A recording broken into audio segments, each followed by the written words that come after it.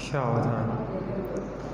इडमो अरिहंतारम इडमो सिद्धारम इडमो आयरियाणम इडमो छायाणम इडमो लोये सर्वसारूणम। नमः समय साराय शानुभूत्या चकासते चित्स्वभावाय भावाय सर्वभावान्तरचिते जीवमजीवं दवं जिणवरवसहेण जेणणे दीठं देविन्दविन्दवन्दं वन्दे तं सर्वदा। आत्मभक्ति करते हैं। मेरे शाश्वत शरण सत्य तारण तरण ब्रह्म प्यारे तेरी भक्ति में क्षण जाएं सारे। मेरे शाश्वत तारण तरण ब्रह्म तेरी भक्ति में क्षण ज्ञान से ज्ञान में ज्ञान ही हो कल्पनाओं का एकदम विलय हो भ्रांति का नाश हो शांति का वास हो ब्रह्म प्यारे तेरी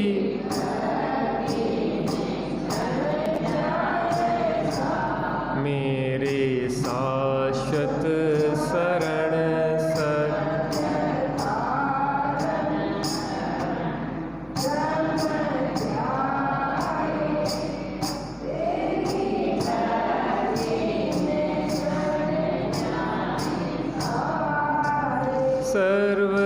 सर्वगतियों में रह गति से न्यारे सर्व भावों में रह उनसे न्यारे सर्वगत आत्मगत रत्ना नाही विरत ब्रह्म तेरी भक्ति में क्षण जा मेरे शाश्वत शरण सत्य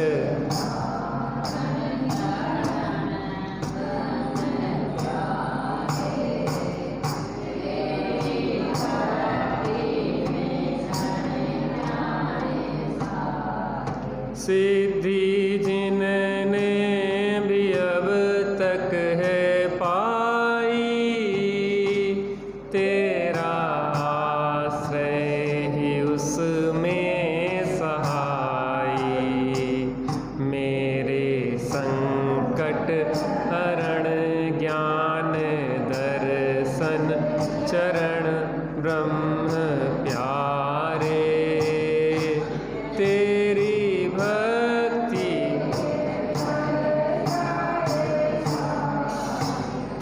देह कर्मादि सब जग से न्यारे गुण वापरे के भेदों से पारे नित्य अंतः अचल गुप्त ज्ञायक अमल ब्रह्म प्यारे तेरी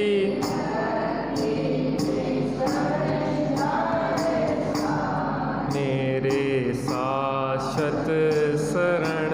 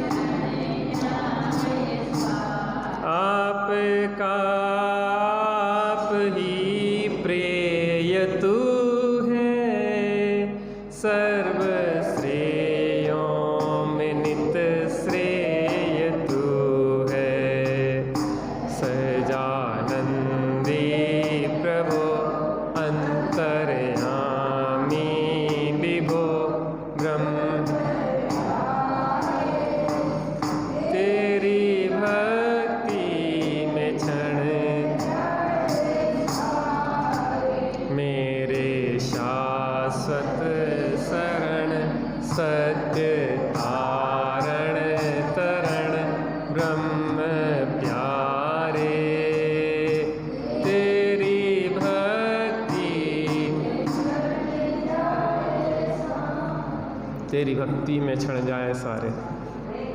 हे भगवान, आपके सन्मुख रहें या आपसे दूर रहें, बस आप ही हमारे हृदय में बसे रहें। आपकी मुद्रा, आपकी वीतरागता, आपकी आनंद, आपका अनंत सुख, भगवान हमारे हृदय में बसे रहें। और भगवान के हृदय में जो भगवान आत्मा बसा है, वह भगवान आत्मा भी हमारे हृदय में बस जाए। सभी भगवान तो अपनी ओर देख रहे हैं, एक मैं ही भगवान हूँ जो बाहर में पर की ओर सुख की इच्छा से देख रहा हूँ। भगवान तो यही कह रहे हैं, तेरे अंतर में भगवान है मगर फिर भी हैरान है। माता जिन वाणी सिखला रही, सिद्धों जैसी तेरी शान है। माता जिन वाणी बता रही है कि तेरी शान तो सिद्धों जैसी है, तेरे अंतर में स्वयं भगवान। अपन ने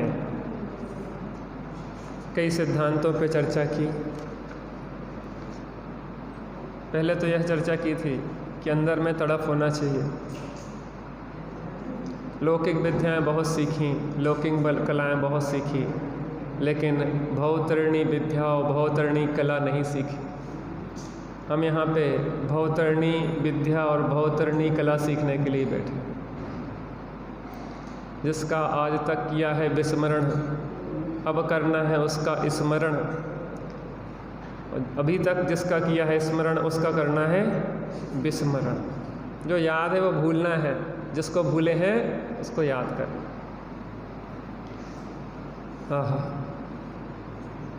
अपन ने चर्चा की कि प्रत्येक जीव सुख चाहता है, दुख से भयभीत है, फिर भी सुख प्राप्त क्यों नहीं करता?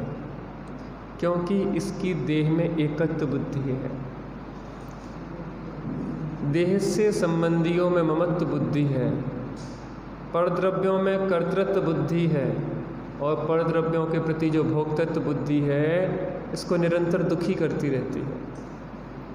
अगर सुखी होना है तो हमें वस्तु स्वतंत्रता को समझना होगा, हमें वस्तु की क्रमबद्धता को समझना होगा, और ऐसे वस्तु स्वरूप के सिद्धांतों को समझ के हमारा चित्त स्थिर हो जाता है। भैया, जब सब परिणाम स्वतंत्र और स्वाधीन दिखाई देने लग जाएगा तो हमें करने को कुछ दिखाई कहाँ देगा? सब परिणाम बिल्कुल स्वतंत्र और स्वाधीन है, कहीं कुछ करने की गुंजाइश नहीं है। हर पर्याय क्रमबद्ध है। जिस क्रम में जिस अवस्था को होना है, जिस पर्याय को आना है, वो आके रहेगी, उसको टालने में कोई समर्थ नहीं है। जिनेंद्र परमात्मा कह रहे हैं कि यहाँ तक कि हम भी समर्थ नहीं। अब हमारे सिर पे बोझा क्या रह गया? इतना निर्भर जिनवाणी ने कर दिया। देखो, द्रव्य संग्रह में सर्वप्रथम 6 द्रव्य और 5 अस्थिकाय की चर्चा की।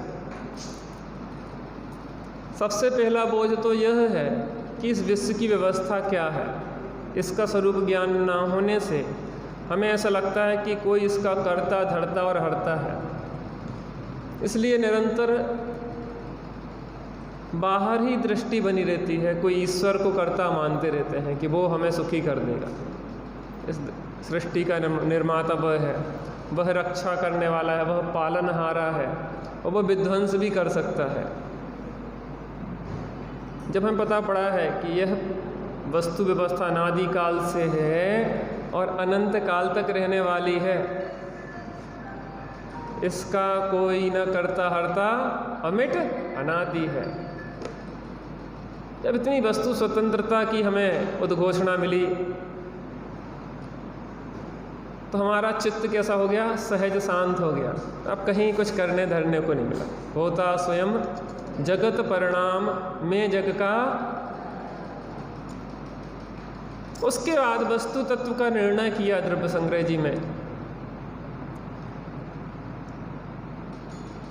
7 तत्वों की चर्चा है, क्योंकि जब तक तत्वों का निर्णय नहीं हो, स्विच ऑफ होता हो तो कर लेना है ना, जब तक वस्तु तत्व का यथार्थ निर्णय नहीं होगा तब तक हम जो अपना नहीं है उसमें अपनापन करेंगे। भैया जो अपना नहीं है उसमें अपनापन करेंगे, और जो अपना है उसकी खबर ही नहीं रहेगी। जो हितकारी भाव हैं उन्हें तो अहितकारी मानेंगे, जो अहितकारी भाव है उन्हें हितकारी मानेंगे। तत्व निर्णय में क्या होता है? स्व, पर, हेय और उपादेय का ज्ञान होता है। जब हमें अपने घर की खबर होगी, बेटा बेटा बेटा वहाँ बर्रियों का छत्ता लग गया उस अलमारी, आराम से देख के, हर अलमारी में इस तरफ वो खिड़कियों में लग रहा है, उसको देख के करना। वो यहाँ भी पूरे में लग गया है, उधर भी लग रहा है, देख के करना। यहाँ पे जीव हो रहे हैं तो बहुत संभल के, कोई जीव भी मर सकता है ना, उसमें छेड़खानी नहीं करो। इसकी जाली परमानेंट खुली रहने दो, इसको बार बार बंद चालू नहीं करो। जिसकी भी जाली खुली है, खुल गई उसकी, अब नहीं करो उसको, इसलिए क्योंकि यहाँ पे जो बार बार वो छत्ते लग रहे हैं ना, वो मर जाएंगी। इधर से करो, इधर की बस जाली लगी तो लगी रहने दो, बार बार कांच नहीं लगाओ इधर को। चलो अब शांति से बैठो। वो भी जीव सुख चाह रहे हैं, और ऐसे अनंत बार हमारी भी दुर्दशा हुई, और अगर अभी भी नहीं समझे तो इसी दुर्दशा में पहुंचने वाले हैं। देर नहीं लगेगी, एक क्षण में उस पर्याय में पहुंच जाएंगे। सुख की आप देखो कैसे छत्ते बनाती हैं, कैसी डिजाइन निकालती हैं, कैसा पालन पोषण बच्चों का करते हैं, ये खाने पीने की कैसी व्यवस्था करते हैं। हम भी नहीं कर पाएंगे ऐसी व्यवस्था। चींटी पूरी बरसात के लिए अपने अनाज भर लेती है कोठों में, बहुत आपसे ज़्यादा वो उसको स्टॉक रहता है। चींटियों के बिल में 5-5 किलो अनाज निकलता है। क्या लगता है? वो भी आपसे बढ़िया सुंदर गृह निर्माण कला में दक्ष है, समझे?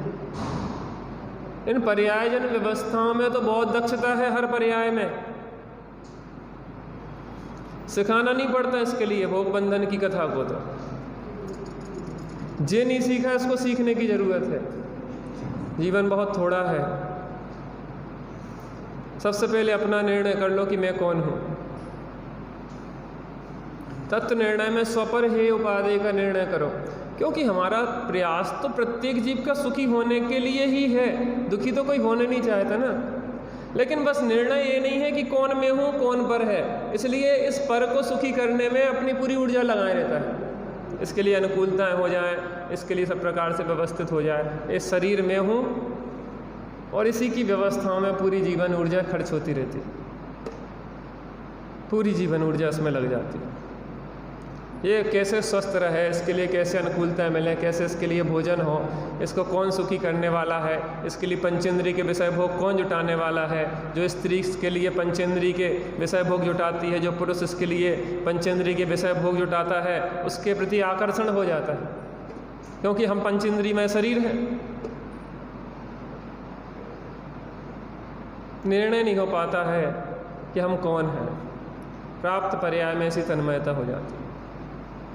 तो जब हमने तत्व निर्णय किया कि अमूर्तिक प्रदेशों का पुंज, प्रसिद्ध ज्ञानादि गुणों का धारी, अनादि निधन पदार्थ में हूँ, मेरा स्वरूप यह है। अमूर्तिक प्रदेशों का पुंज हूँ। मेरे जो प्रदेश हैं वो कैसे हैं? अमूर्तिक है। क्यों है? क्योंकि अमूर्तिक आत्मा के प्रदेश कैसे होंगे? अमूर्तिक आत्मा के गुण कैसे होंगे? अमूर्तिक। मैं जिस मूर्तिक को अपना मानना चाह रहा हूँ, जिस मूर्तिक को अपना बनाना चाह रहा हूँ, वास्तव में वो मूर्तिक में नहीं हूँ। मैं कौन हूँ? अमूर्तिक प्रदेशों का पुंज हूँ। इसका मतलब जो दिखाई दे रहा है ना, जो मैं नहीं हूँ, इसके प्रति आकर्षण, अपनापन मुझे दुखी देने वाला है। क्या करें फिर? इससे प्रीति छोड़ो ना। तो इससे प्रीति कैसे छूटेगी? जब हमें दूसरी अपनी वस्तु का ज्ञान होगा। तो अपनी वस्तु क्या है? अमूर्तिक प्रदेशों का पुंज। तो हमें दिखाई तो देता नहीं है, हम किससे प्रीति करें? तुम जैसे देखना चाहते हो वैसे दिखाई नहीं देगा। हर चीज़ को देखने की अपनी कला है। हम यहाँ पे अस्थियाँ देखना चाहें, फोटो वाले कैमरे से हम अंदर की अस्थियों की फ़ोटो लेना चाहे तो नहीं मिलेगी। उसके लिए तो एक्सरे मशीन चाहिए। ऐसे ही इन पर्यायार्थिक चक्षुओं से हम देखना चाहें तो वो दिखाई नहीं देगा। खुली हुई द्रव्यार्थिक चक्षु से देखना होगा।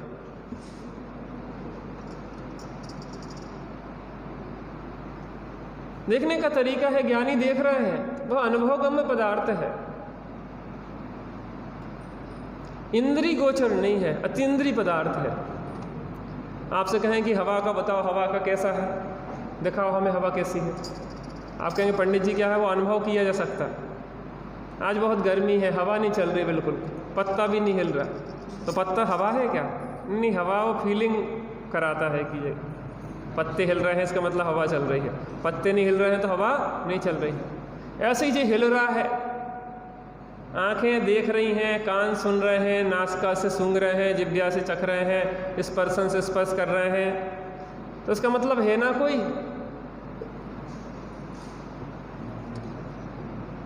क्यों? हम जब देखते हैं कि शरीर में से प्राण निकल जाते हैं तो सब कुछ वैसा ही होने पे भी क्यों एक्टिविटीज़ बंद हो जाती हैं सब? तो अनुमान ज्ञान से हम पता कर सकते हैं कि इसके अंदर कोई है ऐसा द्रव्य, इसके अंदर चेतना है जो पूरा कार्य कर रही है। ये चेतना पूरा कार्य कर रही है। माध्यम है, यह माध्यम है। शरीर एक माध्यम है, इंद्रियां एक माध्यम है ज्ञान को जानने के लिए। क्योंकि हमारा ज्ञान बहुत कमज़ोर है, और कमज़ोर ज्ञान को क्या होता है कि परावलंबन की ज़रूरत पड़ती। इंद्रिय और मन के अधीन है वो। मति ज्ञान जो है कैसे है? इंद्रियों मन की अधीनता है। बाहर में जानेगा तो वो उसकी सामर्थ्य कम है। जैसे हमारी आँख कमज़ोर है तो हम जानेंगे तो, लेकिन कैसे जानेंगे? चश्मे से जानेंगे। तो क्या चश्मा जान रहा है? माने चश्मे से देखेंगे तो क्या चश्मा देख रहा है? तो वो तो हमारी आँख कमज़ोर है ना। अरे आपकी आँख अच्छी है तो आपको चश्मे की ज़रूरत क्या है? ये मीडिएटर की ज़रूरत क्या है? केवल ज्ञान इतना प्रबल ज्ञान है कि सकल द्रव्य के गुण अनंत पर्याय अनंता, जाने के काल प्रकट केवली भगवंता, इनकी ज़रूरत ही नहीं है उसको। तो माध्यम है। इन माध्यमों को हमने अपना मान लिया जी। आँखें हमारी, आँख फूट जाएगी तो धर्म होगा कि नहीं होगा? आँख फूट जाएगी तो धर्म होगा कि नहीं होगा? नहीं होगा। चाचा कह रहा है।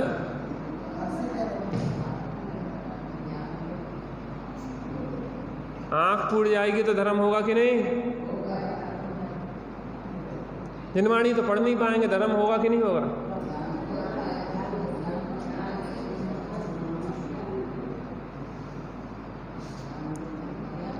हमें ऐसा लगता है कि अब तो भैया दिखाई नहीं देता, अब हमारा धर्म कैसे हुई है? आँखों के अधीन आत्मा का धर्म, ये कैसी बात कर रहे हो? कान से सुनाई देना बंद करता भैया, अब तो हमें सुनाई ही नहीं देता, हम क्या करें? अब हमारा धर्म कैसे हुई है? क्या कान से धर्म हो रहा हो तो क्या? बूढ़े लोग कहने लगते भैया अब तो सुनाई नहीं देता है, दिखाई नहीं देता, भैया चल नहीं पा रहे, हम तो मंदिर ही नहीं जा पा रहे। तो टांगन से धर्म हो रहा हो तो क्या? और मंदिर में धर्म रखा था क्या? छल ग्रहण नहीं करना। अरे ये माध्यम है। निर्माणी पढ़ोगे, आंखों से पढ़ोगे, लेकिन आंखों से पढ़ना और अंदर में उसको देखना, ये माध्यम है। बिना माध्यम के भी आप अंदर में अपने तत्व विचार कर सकते। अवलंबन नहीं है, स्वावलंबन। पढ़ा सुना है, अब आंखें काम करना बंद कर दी तो अंदर में देखो ना शांति से। उसे ही बताएं, ज्ञान हमें लगता है कि बाहर से आता है, ज्ञान तो अंदर से। आत्मा में ज्ञान है वो स्वयं स्फुटित होता है, प्रस्फुटित होता है। वो अंदर में आप देखोगे अपने को तो ज्ञान सहज अंदर से आएगा। वो क्षण भर निज रस को पी चेतन, केवल रवि जगमग करता है। केवल ज्ञान प्रकट हो जाता आत्मा को देखने से। हम अभी भी परावलंबन में उलझे, पढ़ पढ़ के सीखना चाहते हैं, पढ़ पढ़ के अनुभव करना चाहते हैं। ठीक है, जो माध्यम है, लेकिन जिन्होंने अंदर में देखा उन्होंने इसको लिखा है, अंदर के अनुभव को लिखा, इसमें अंदर में देख के लिखा, और हम कम से कम इसको देख के अंदर देख लें। उन्होंने तो लिख के लिखा है, लेकिन हम लिख के लिखा लिखाया बाँच के अंदर में देख लें। प्रयोजन तो ये होना चाहिए।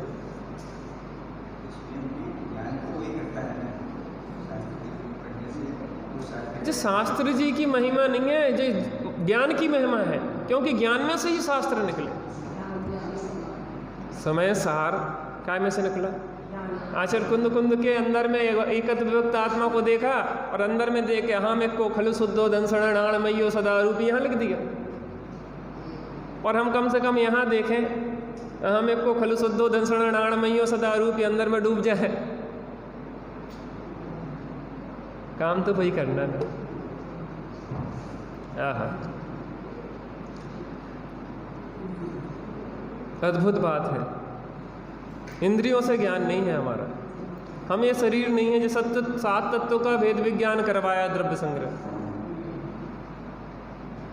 दूसरे अध्याय में 7 तत्व 9 पदार्थ अधिकार में 7 तत्वों में भेद विज्ञान स्वपर हे उपाधि। अरे पहले निर्णय करो कि मैं कौन हूँ, क्योंकि पर में अनादिकाल से अपनापन चल रहा है। टोडरमल जी ने कहा कि तुच्छ बुद्धि भी 4 बातों का निर्णय करके आत्मा का अनुभव कर लेते हैं। ये मैं हूँ, ये पर है, ये भाव बुरे हैं, ये भाव भले हैं। 4 बातों का निर्णय। ज़्यादा चीज़ें नहीं जानते हो तो नहीं जानते। सही बताएं, कई बार हम बहुत प्रोफेशनल हो जाते हैं। हमने प्रोफेसर जैसा यहाँ से लेक्चर दिया, आपने विद्यार्थी की तरह लिख लिया और हमें लगा कि हमने कुछ सीख लिया। यहाँ पे ये व्यवस्था नहीं है। कुछ चीज़ें हमने रट ली, कुछ चीज़ें सुना दी और हमने सोचा काम हो गया। यहाँ ये व्यवस्था नहीं है। यहाँ तो ये व्यवस्था है कि हम अंदर देख के बोलें और आप सुन के अंदर देखो। हम अंदर देख के बोलें और आप सुन के अंदर देखो।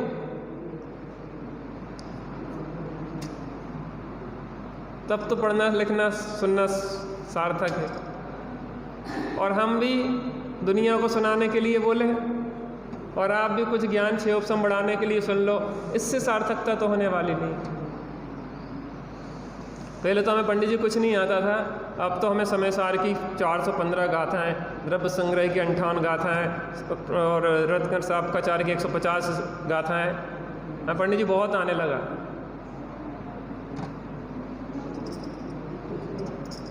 बहुत आने लगा। क्या आने लगा तुम्हें? एक शास्त्री विद्वान बन के गया और पिता के पास जाके अहंकार से खड़ा हो गया। पिता के पहले चरण छूता था, अब चरण भी नहीं छुए। पिताजी समझ गए कि इसने कुछ सीखा नहीं है, बल्कि उल्टा नुकसान करके आ गया। पिताजी ने कहा कि जे पढ़ के आए कि नहीं पढ़ के आए। किसको? देखने वाले को देखा कि नहीं देखा, और जानने वाले को जाना कि नहीं जाना। कहले जे तो हमने पढ़ा ही नहीं, उसका काम तो देखा ही नहीं, किया ही नहीं। कहले पहले तुम जाओ, देखने वाले को देखो और जानने वाले को जानो।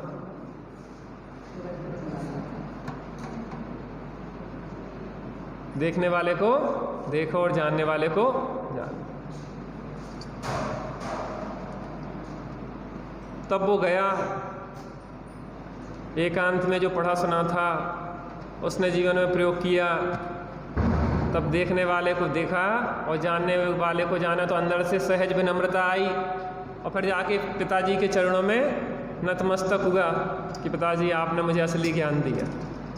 अभी तो मुझे लगता था कि मैंने बहुत कुछ सीख लिया, लेकिन जिसके जीवन में अंदर में आत्मानुभव होता है, ज्ञान आता है, उसके साथ विनय भी आती है। विनय से विद्या आती है और विद्या का फल विनय होती है। विनम्रता होना चाहिए गुरुजनों को, निरंतर सीखने की जिज्ञासा होना चाहिए।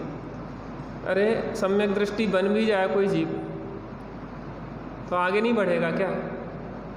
उसको देशव्रत की इच्छा होगी, देशव्रत भी ले लो तो महाव्रत की इच्छा होगी, महाव्रत भी हो जाए तो यथाख्यात चारित्र पूरा करें तो सिद्ध दशा की इच्छा होगी। पूर्णता का लक्ष्य रहता है। अपूर्णता में संतुष्ट थोड़ी ना होता। हाँ, जब 7 तत्व 9 पदार्थ का निर्णय हुआ, 7 तत्व और 9 पदार्थ के निर्णय पूर्वक हमें सम्यक दर्शन की प्राप्ति हुई। यहाँ पे कह रहे हैं कि मोक्ष मार्ग, दोनों प्रकार के जो मोक्ष मार्ग हैं वह ध्यान में ही प्राप्त होते हैं। दुभ्यंपि मोक्ष हेयुम झाणे पावणदी जमुणीणीमा तम्मा पयत चित्ता यूयम झाड़म समबसे। अरे दोनों मुक्ति बस ध्यान में ही प्राप्त हो, इसलिए तुम ध्यान का अभ्यास करो।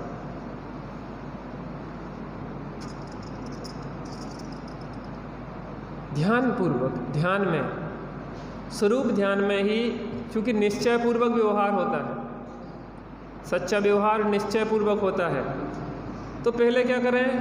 तत्वों का निर्णय करें, स्वपर भेद विज्ञान करें और हितकारी अहितकारी भावों का निर्णय करें।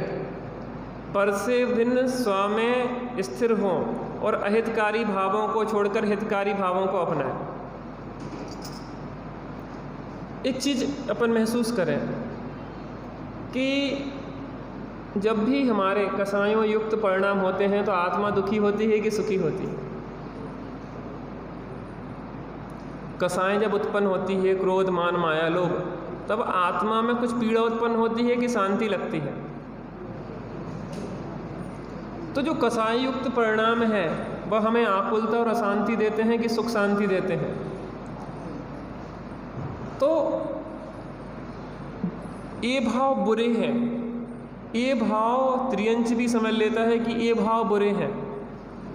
और जो आत्माश्रित भाव होते हैं ना, जब स्वरूप का आश्रय होता तो एक शांति, असीम शांति का वेदन होता है, कसायों का वेदन नहीं होता उस समय बुद्धिपूर्वक स्वरूप स्थिरता में। तो वो एक क्षण को जो शांति मिली ना, ये भाव भले है। यानी कि इसमें बहुत पढ़ने सुनने की ज़रूरत नहीं है, ये एक प्रयोग की बात है। अपन भी इतना तो प्रयोग करते ही हैं कि तीव्र आकुलता जब होती है तो अपन अपने को दुखी मानते हैं, और मंद आकुलता होती है तो अपन अपने को सुखी मानते हैं। इसका कारण क्या है कि हम मंद तीव्र में निर्णय इसलिए करते हैं क्योंकि हमें निकसाय स्वरूप का तो अनुभव हुआ नहीं। तो तीव्र कसाय, तीव्र आकुलता में जब हम होते हैं तो हमें तकलीफ पीड़ा ज़्यादा लगती है, और जब मंद कसाय होती है, आकुलता कम होती है तो सुख शांति लगती है। लेकिन भगवान कह रहे हैं कि उसमें भी दुख और अशांति है। वो भाव भी कैसे हैं? दुख, आकुलता और अशांति में ही है। देखो एक चीज़ अपन अभी देखे, 10 लक्षण पर्व अपन ने खूब धर्म किया। 10 लक्षण पर्व थोड़ी शांति से विचार करेंगे। अपन तो यहाँ विचार करने आए, है ना? रोज की अपेक्षा इन 10 दिनों में आकुलता बढ़ी कि घटी है?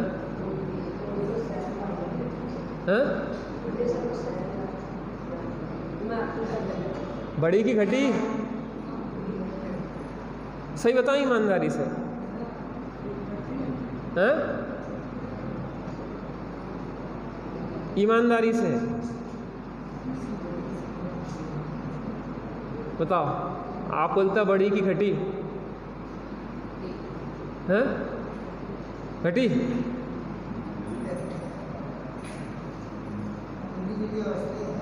मिली जुली अवस्था है, किसी की घटी किसी की बढ़ी। थोड़ा अपन विचार करें।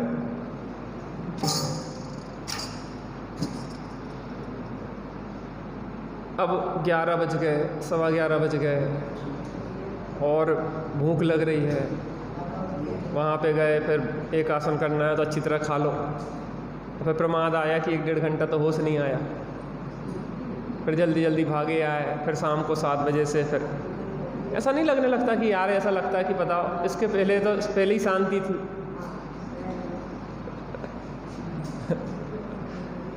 मैं क्षमा चाहूँगा, छल ग्रहण नहीं करना, लेकिन कहीं ना कहीं हम प्रेशर लेके जो काम करते हैं, जिसके 365 दिन धर्म के नहीं होते हैं और जिसको 10 दिन धर्म के लगते हैं, उस व्यक्ति के साथ बड़ी दुर्दशा हो जाती है। कोई बात नहीं, जो नए लोग आते हैं, कोई जुड़ भी जाते हैं, धर्म तत्व चर्चा में जुड़ जाते हैं, स्वाध्याय में जुड़ जाते हैं, ठीक है, लेकिन ईमानदारी से। वो कितना वहाँ पर कसम दिलवाई जाती है कि जो कहूँगा सच के अलावा कुछ नहीं कहूँगा। तो आप सच बोलो।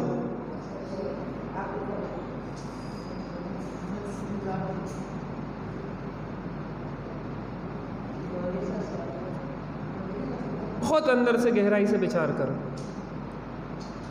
कहीं ऐसा तो नहीं होता है कि हम बंदी बधाई क्रियाओं में बंध के एक रोबोट की तरह क्रिया करते जाते हैं और यह विचार भी नहीं करते कि परिणाम कैसे चल रहे हैं।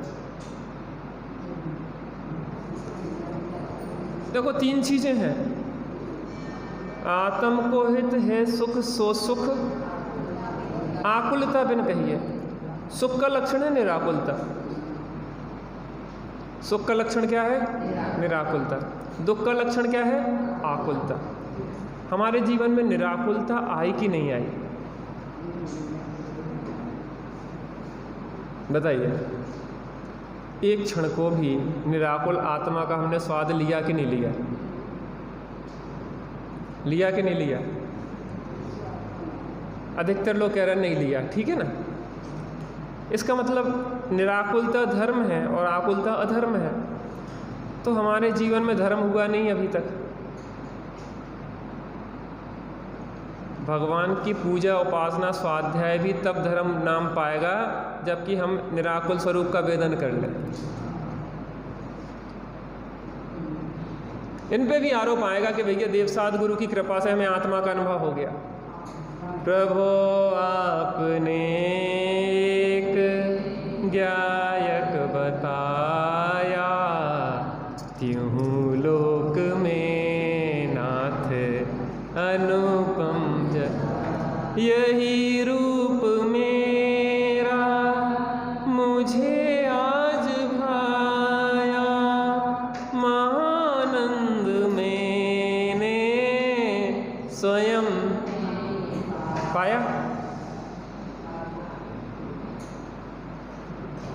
ये तो उनने लिखी पंडित जी ने और हमने बाँची। अपनी बात कह रहे कि दूसरे की कह रहे उधारी की। प्रभु आपने एक ज्ञायक बताया, तिहु लोक में नाथ यही रूप मेरा। अरे यही रूप तब भाया जब देखा हो रूप। चिद रूप को देखा हो तब कहें कि रूप भाया। अभी देखा कहाँ है? जड़ रूप में ही मगन है। तन उपजत अपनी उपज में जान, तन नसत आपको इसी में लगे। धर्म है निराकुलता। 10 लक्षण पर्व निकल गए, हमें निराकुलता मिली एक क्षण को कि नहीं मिली? बताइए। एक क्षण के लिए निराकुलता माने आत्मा का अतीन्द्रिय एक क्षण को स्वाद चखा कि नहीं चखा? माता विचार में खो गई माता। आखिर किया क्या हमने? इतने 10 लक्षण नहीं, बहुत सारे 10 लक्षण निकल गए। और इस भाव के नहीं, अनंत भाव के 10 लक्षण निकल गए। एक क्षण के लिए भी अगर हमने निराकुलता का वेदन नहीं किया तो 10 लक्षण में धर्म तो नहीं हुआ। अब दूसरे चैप्टर पे आ जाए। आकुलता का घटना लोक में सुख कहा जाता है, आकुलता का बढ़ना लोक में दुख कहा जाता है, लौकिक दृष्टि से। तो इन समयों में हमारी आकुलता घटी तो भी लौकिक दृष्टि से सुख कहेंगे, अशांति कहेंगे। और आकुलता बढ़ी तो लौकिक दृष्टि से भी अशांतता और आकुलता कहेंगे, दुख कहेंगे। तो इन समय में हम देखें हमारा पैराग्राफ कहाँ गया। मूल जब लक्ष्य नहीं हो, हमारा ध्येय नक्की नहीं हो कि हमारा ध्येय तो स्वरूप अवलंबन का है, और अगर वह ध्येय नक्की नहीं है तो हम करेंगे तो बहुत और पाएंगे कुछ नहीं। अपितु उन क्रियाओं के बोझ में हम अपने को और आकुलित और अशांत कर लेंगे। तो पंडित जी ये बताओ कि हम फिर करें कि नहीं करें पूजन पाठ? आप तो सब छुड़ा दोगे। हम ये कह रहे हैं कि ऐसी पूजन हो कि इसमें आनंद बढ़े।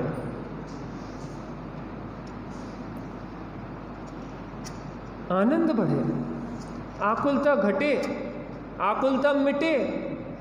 रूढ़ी के कार्य तो बहुत कर लिए, लेकिन अब कुछ ऐसा कार्य करें जो आज तक नहीं किया। दुबिहम्पि मौख्येयं झाड़े पावणदी जम मुनि नीमा तम्मा पयत चित्ता यूयम झाड़म सब। तुम भी ध्यान का अभ्यास करो। हम सामायिक में कितने लोग, कितने दिनों में सामायिक कितने लोगों ने की? एक ने भी नहीं करी सामायिक। पता, पहली बार जब गुणस्थान चढ़ेगा तब सामायिक के काल में चढ़ेगा, और हमारे लिए सामायिक का तो समय नहीं है। सम्यक दर्शन कब होगा? सामायिक के काल में, और सामायिक का तो हमारे पास समय नहीं है। थोड़ी देर हम बैठते ही नहीं हैं। जरा समय निकाले आत्म शुद्धि के लिए, जिसकी तुझे तलाश है वो तेरे पास है। दोनों प्रकार का मोक्ष मार्ग ध्यान में ही प्राप्त होता है, इसलिए हम थोड़ी देर ध्यान का अभ्यास करते हैं, सामयिक का अभ्यास करते हैं, अंतर्मुक्ता का अभ्यास करते हैं। अनादिकाल का अभ्यास न होने से आकुलता होती है, लेकिन कम से कम अच्छी तरह बैठ जाओ, आसन को स्थिर कर लो और आंख बंद जरूर रखें, यहाँ वहाँ नहीं देखें। आकुलता तो बहुत होती है आंख बंद करने में, क्योंकि आदत नहीं है, बाहर देखने की आदत है।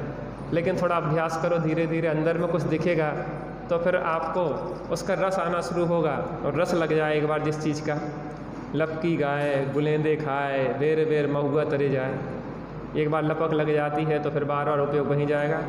शांति से आंख बंद करके कम से कम नाटक ही कर ले, धीरे धीरे नाटक भी असलियत में बदल जाता है। चलिए बिल्कुल शांत बैठ जाएंगे, बात नहीं करेंगे, हिलेंगे डुलेंगे नहीं, थोड़ी देर शांति से बैठते हैं।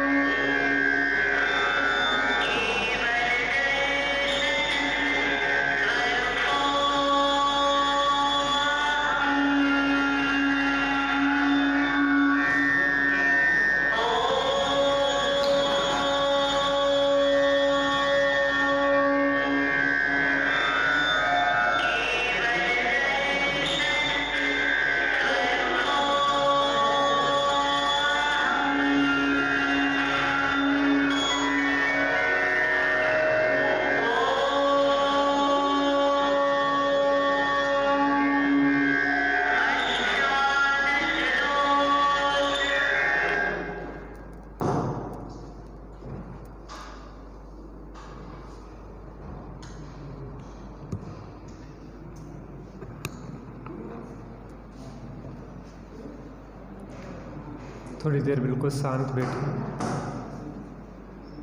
उपयोग को भ्रमाए नहीं। अनादिकाल से उपयोग को भ्रमा रहे हैं,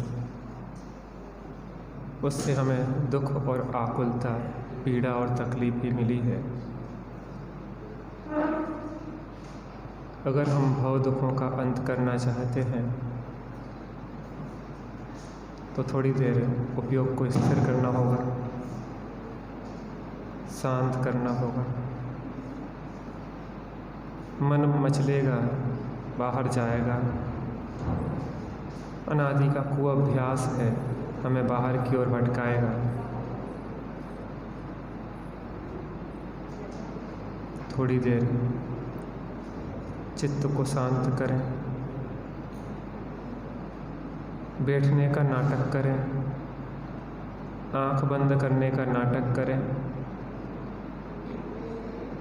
बाहर में मन भागे, विकल्प हों, वस्तु स्वतंत्रता का विचार करें,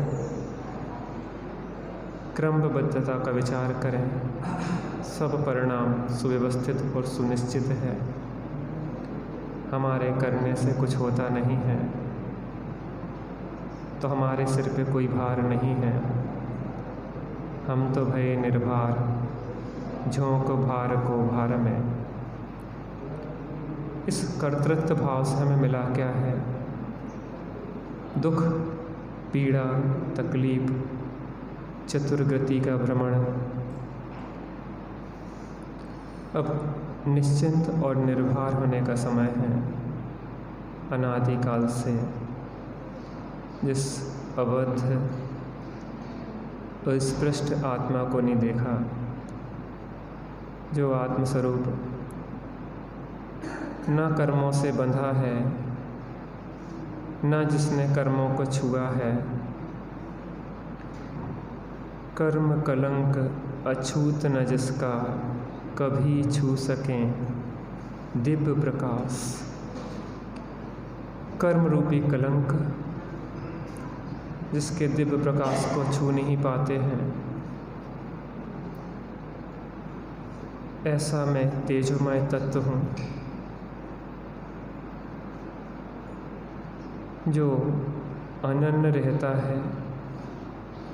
मनुष्य, त्रियंच, देव और नारकी रूप अन्य अन्य शरीरों में जाके भी जो अपने स्वरूप से अनन्य रहता है,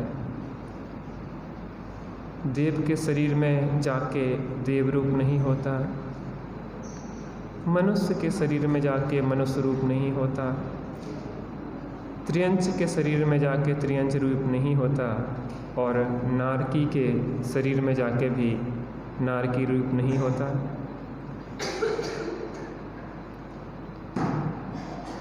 जो अन्य अन्य दिखाई देने पर भी सदा अनन्य ही रहता है।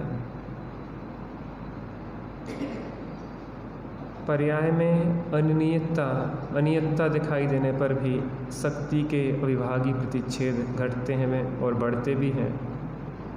लेकिन जो एक नित्य स्थिर ध्रुव स्वभाव है, जो ना घटता है ना बढ़ता, नहीं जन्म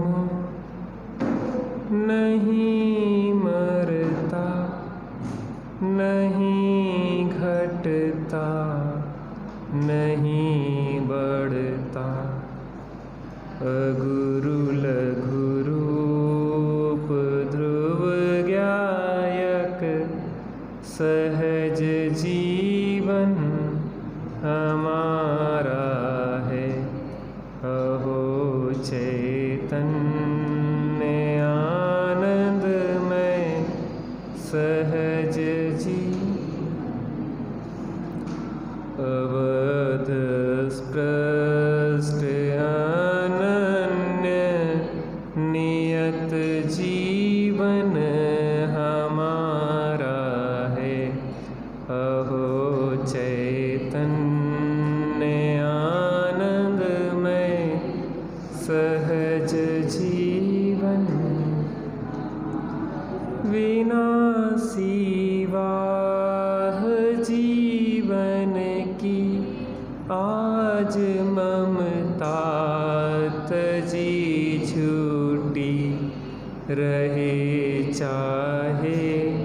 अभी जाए सहज जीवन। जो अनेक विशेषों रूप गुण भेदों रूप दिखाई देने पर भी वो समस्त गुण भेदों को धारण करने वाला जो नियत अविशेष रहता है, उन विशेषताओं के बीच में भी अविशेष रहता है, और जो राग देश रूप दिखाई देने पर भी उनसे असंयुक्त रहता है, ऐसा अबद्ध, स्पष्ट, अनन्य, नियत, अविशेष और असंयुक्त आत्मा को आदरणीय त्यागी साहब जी के माध्यम से हम देखने का प्रयत्न कर रहे हैं। हम सभी उस अबद्ध इस स्पष्ट आत्मा को देखें, ऐसी मंगल भावना के साथ आदरणीय त्यागी साहब विराजमान हो चुके हैं। हम सभी उनका लाभ लें।